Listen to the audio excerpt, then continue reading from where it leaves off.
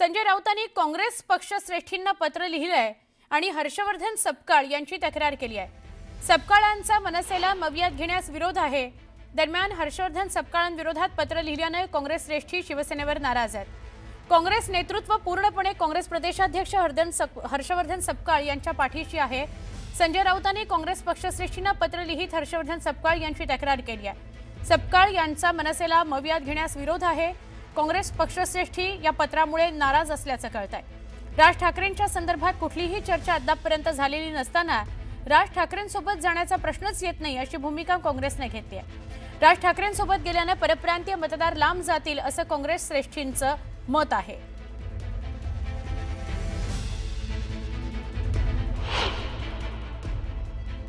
काँग्रेस हा इंडिया अलायन्सचा महाविकास आघाडीचा एक पक्ष असल्यामुळे या अनुषंगानं काँग्रेस पक्षाशी शिवसेनेचा आणि राष्ट्रवादी काँग्रेस पक्षाचा हा संवाद होता आणि त्या संवादाच्या अनुषंगानं आदरणीय CWCचे मेंबर बाळासाहेब थोरात, नंतर दुसऱ्या दिवशी आमचे विधानमंडळातील गटनेते विजय वडेट्टीवार हे सहभागी झाले होते। त्यामुळे पक्ष हा त्या ठिकाणी होताच आणि असा कुठलाही तक्रारीचा सूर या प्रकरणामध्ये नाही।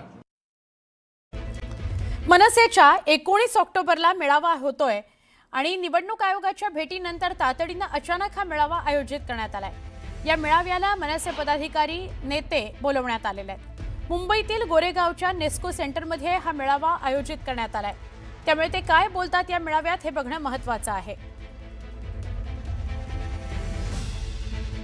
आमच्या प्रतिनिधी प्रणाली कापसे यांच्याशी बोलूया। प्रणाली, निवडणूक आयोगाशी झालेल्या भेटीनंतर या मेळाव्याकडे कसं बघावं लागेल? खरं तर हा जो मेळावा आता होतो आहे 19 तारखेला हा दिवाळीनंतर होईल अशी चर्चा होती।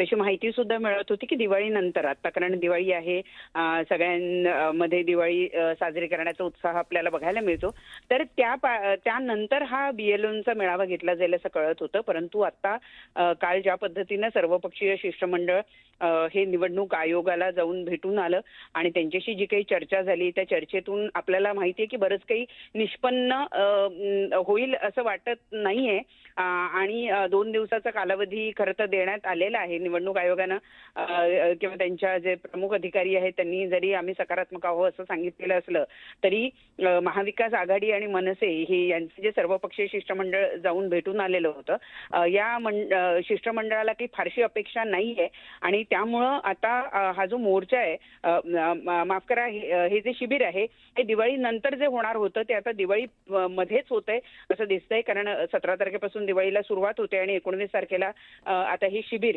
मुंबईच्या गोरेगाव इथल्या नेस्को जे सेंटर आहे तिथं घेतलं जाणार आहे। मोठ्या प्रमाणावर BLOंची नेमणूक मनसेच्या वतीने गेल्या काही दिवसांमध्ये ज्या ठिकाणीचे पदाधिकारी हे सुस्त पडले असं वाटत होतं त्यांना शिवतीर्थावर बोलून मनसे अध्यक्ष राज ठाकरे यांनी चांगली त्यांची कान उघाडणी केली, त्यांना कामाला लागा, जोमानं कामाला लागा असं सांगण्यात आलं आणि त्यानंतर जर आपण बघितलं तर एक मोठ्या संख्येनं BLOंची म्हणजे बूथ लेवल एजंटची नेमणूक ही मनसेच्या वतीनं करण्यात आलेली आहे।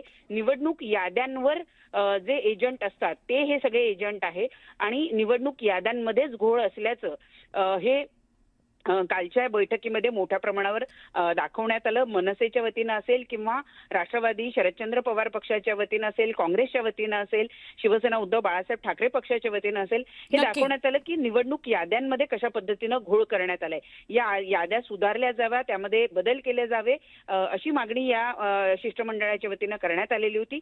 त्या पार्श्वभूमीवर 2च दिवसानंतर आता जर हा मेळावा होतो आहे तर अपेक्षा आहे की मनसे अध्यक्ष त्यांच्या BLOंना कशा पद्धतीनं या सगळ्या निवडणूक याद्या तपासून घ्यायच्या यावर मार्गदर्शन करतील। नक्की प्रणाली, धन्यवाद सविस्तर माहिती दिली त्याबद्दल।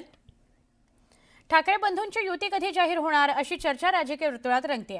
अशात दिवाळीत ठाकरे बंधूंची चर्चा सुरू असल्याचं पाहायला मिळत आहे।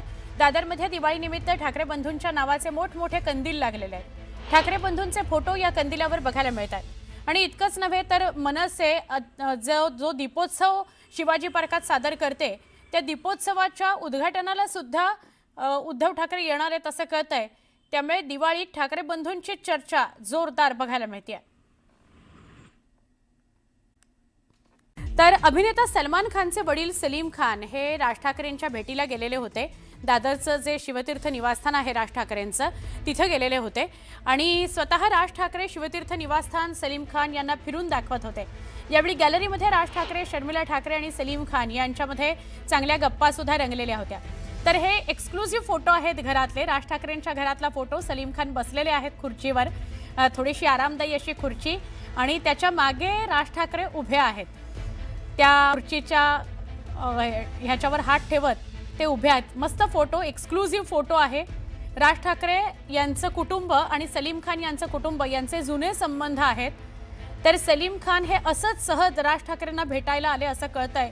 शिवतीर्थ बांधल्यानंतर घरी येणं झालं नव्हतं कदाचित, आणि त्यामुळे सलीम खान आलेले होते आणि खूप चांगल्या गप्पा रंगल्या. आणि राज ठाकरेंनी स्वतः सगळं घर फिरून फिरून सलीम खान यांना दाखवलं असं कळतंय.